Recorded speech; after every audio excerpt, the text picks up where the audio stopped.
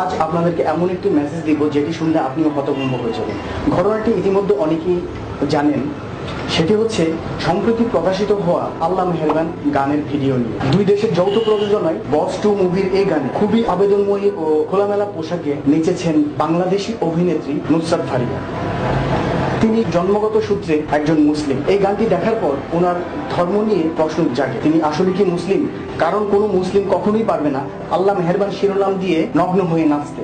গানটির কথাগুলো এরকম: খোদার দরবারে চাইলে সব পাবে, সে যে পাশে আছে তোর, আল্লাহ মেহেরবান আল্লাহ মেহেরবান। অন্যদিকে এই গানটিতে জিতকে পরানো হয়েছে শালীন পোশাক। এসবের মানে কি? চলুন গানটির কিছু অংশ দেখে আসে, তাহলে আপনারাই বুঝবেন আসলে কি চলছে এসব।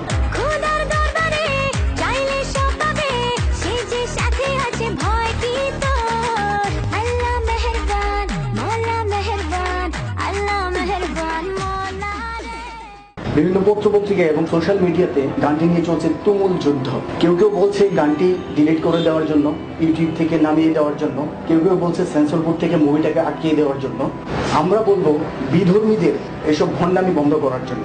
কারণ এই গানটি যে কোরিওগ্রাফি করেছে সে অবশ্যই ইসলাম ধর্মের না, কিন্তু যে নেচেছে এই গানটিতে সে তো ইসলাম ধর্মের। তার ধ্যান জ্ঞান, তার মন মানসিকতা, তার ইসলামী অনুশাসন, ধর্মীয় অনুশাসন কোথায়? টাকার বিনিময়ে সবকিছু খুলতে রাজি হয়ে যায়। এরা আসলে ইসলাম ধর্মের গুণ, কাঠে যেমন গুণ ধরে আস্তে আস্তে কাঠটাকে নষ্ট করে ফেলে, ঠিক এরা হচ্ছে যে ইসলাম ধর্মের গুণ, পোকা।